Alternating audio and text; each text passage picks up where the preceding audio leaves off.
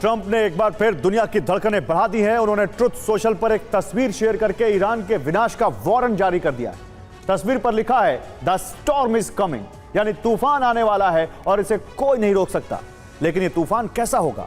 रक्षा विशेषज्ञों की माने तो डोनाल्ड ट्रंप दो बड़े लक्ष्यों पर विचार कर रहे हैं। पहला, ईरानी नेताओं पर सीधा प्रहार और दूसरा, ईरान के न्यूक्लियर ठिकानों को हमेशा के लिए दफन कर देना। इस तूफान की सबसे घातक लहर होगी अमेरिका की dark eagle hypersonic missile. America के राष्ट्रपति डोनाल्ड ट्रंप ने ईरान पर पूरी ताकत से आक्रमण का संदेश दे दिया है।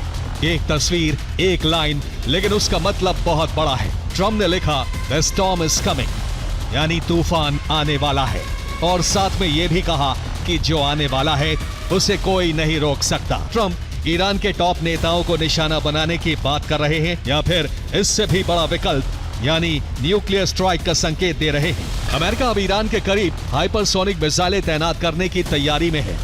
डार्क ईगल जैसी मिसाइल जो बेहद तेज, सटीक और मुश्किल टारगेट को भी कुछ ही मिनटों में खत्म कर सकती है। ये पहली बार होगा जब इस तरह की तकनीक को इस क्षेत्र में ऑपरेशनल तौर पर इस्तेमाल किया जाएगा। अब देखिए कि अमेरिका ने हमले से पहले कैसे हर तरफ से ईरान पर अपना घेरा कस दिया है। सबसे पहले समुद्री घेरा देखिए। सबसे नई तैनाती USS Mason guided missile destroyer की हुई है।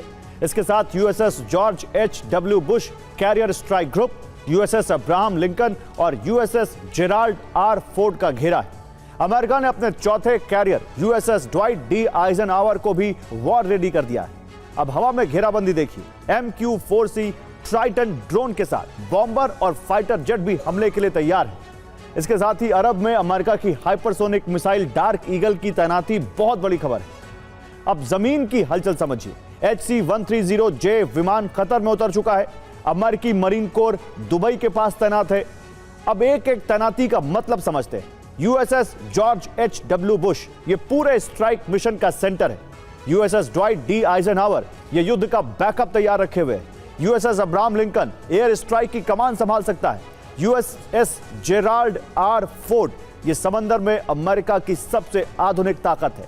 USS Mason guided missile destroyer ये पूरा डिफेंस शील्ड बनाता है। HC-130J विमान कतर में लैंडिंग हुई है, यानी सैनिकों की तैनाती शुरू हो चुकी है। अमेरिकी मरीन कोर इससे ग्राउंड ऑपरेशन के साफ संकेत मिल रहे हैं। हाइपरसोनिक मिसाइल डार्क ईगल जिससे ईरान की मिसाइल क्षमता का जवाब और ज्यादा ताकत से दिया जा सकता है, और MQ-4C ट्राइटन ड्रोन जो हर पल की जानकारी दे रहे हैं। एक्सियोस की रिपोर्ट बता रही है कि सेंटकॉम के commander admiral Brad Cooper Trump को एक अहम ब्रीफिंग देने वाले हैं। ये सिर्फ एक रूटीन मीटिंग नहीं है, बल्कि उस ऑपरेशन का ब्लूप्रिंट है जिस पर अंतिम फैसला लिया जा सकता है। माना जा रहा है कि इस ब्लूप्रिंट में ईरान पर सबसे विनाशक हमले की पूरी योजना होगी। इस ग्राउंड ऑपरेशन के लिए अमेरिकी पैराट्रूपर्स ने दुबई के पास अपनी ट्रेनिंग पूरी कर ली है। उनका सबसे बड़ा टारगेट होगा इस्फहान।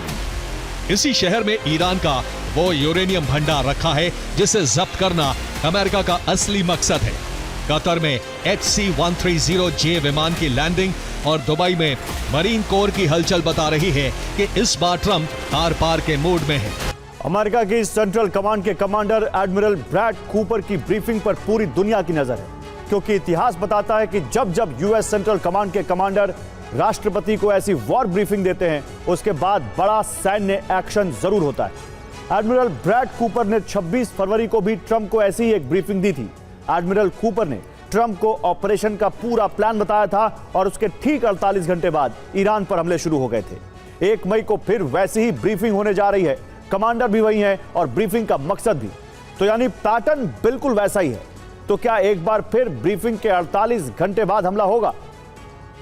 क्रेमलिन के विदेश नीति सलाहकार यूरी उशाकोव के मुताबिक पुतिन ने ट्रंप को चेतावनी दी है कि ईरान में किसी भी तरह का ग्राउंड ऑपरेशन बेहद गंभीर परिणाम ला सकता है।